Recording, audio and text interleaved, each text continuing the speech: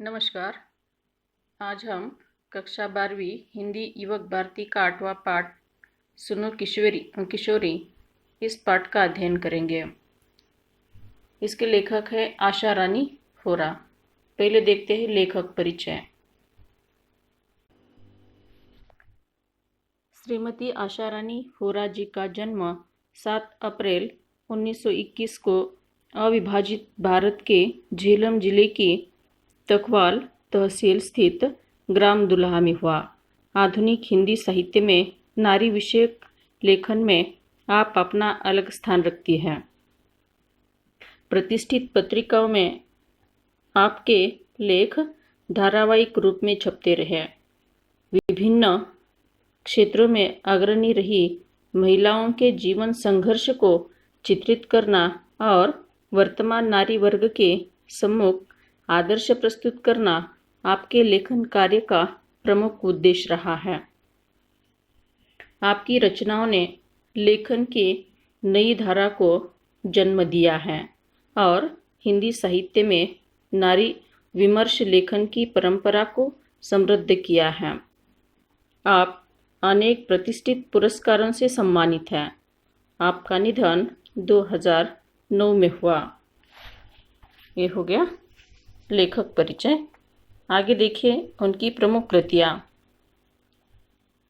भारत की प्रथम महिलाएं, स्वतंत्रता सेनानी, लेखिकाएं, क्रांतिकारी किशोरी, स्वाधीनता सेनानी, लेखक, पत्रकार आदि उनकी प्रमुख कृतियाँ हैं। आगे देखिए विधा परिचय।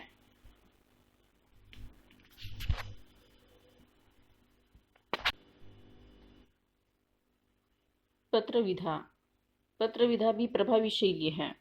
अनेक साहित्यकारों, महान राजनीतिकों द्वारा अपने परिजनों को भेजे गए पत्रों ने तत्कालीन साहित्यिक, सामाजिक, राजनीतिक, सांस्कृतिक स्थितियों का लेखा जोखा प्रखरता से प्रस्तुत किया है। इन पत्रों का कला पक्ष साहित्यिक कलात्मकता को स्पर्श करता है।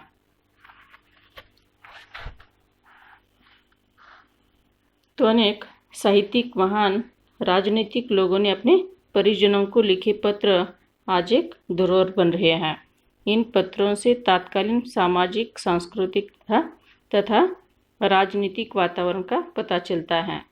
पत्रों का कला पक्ष साहित्यिक कलात्मकता से नाता जोड़ता है। ये हो गया विधा परिचय। आगे देखिए पाठ परिचय। सुनो किशोरी। यह पाठ पत्रों का कला पक्ष साहित्यिक कलात्मकता को स्पर्श करता है। लेखिका ने अपनी इस नवीनतम पत्र शैली में किशोरियों की शंकाओं, प्रश्नों एवं दुश्चिंताओं का समाधान, दुश्चिंता यानी बुरी या दूषित बात, इनका समाधान एक माँ, अंतरंग सहेली और मार्गदर्शिका के रूप में किया है। किशोरियों की हृदय में झांककर मित्रवत उन्हें उचित, अनुचित, करणीय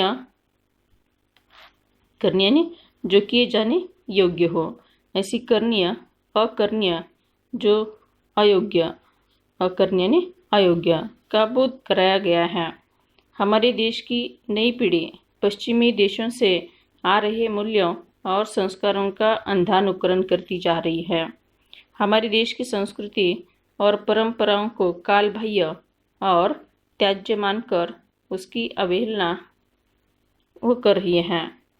आत्मनिर्भर हो जाने से युवक युवतियों का जीवन के प्रति बदला दृष्टिकोण, विवेकहीनता और जल्दबाजी में लिया जाने वाला निर्णय नई पीढ़ी का जीवन सौंदर्य नष्ट कर रहा है। लेखिका के अनुसार नए मूल्यों को भारतीय संस्कृति, परंपरा और संस्कारों की भूमि पर उतारकर स्वीकारना होगा। पश्चिमी मूल्यों का अंधानुकरण करने वाली युवा पीढ़ी को संस्कृति एवं परंपरा के प्रति विवेकी दृष्टिकोण अपनाना चाहिए। उचित मूल्यों का स्वीकार तथा अर्थहीन रूढ़ियों का त्याग करके जीवन निर्वाह करना जरूरी है। यही बात प्रस्तुत पाठ में लेखिका ने कही है। तो ये हो गया पाठ परिचय।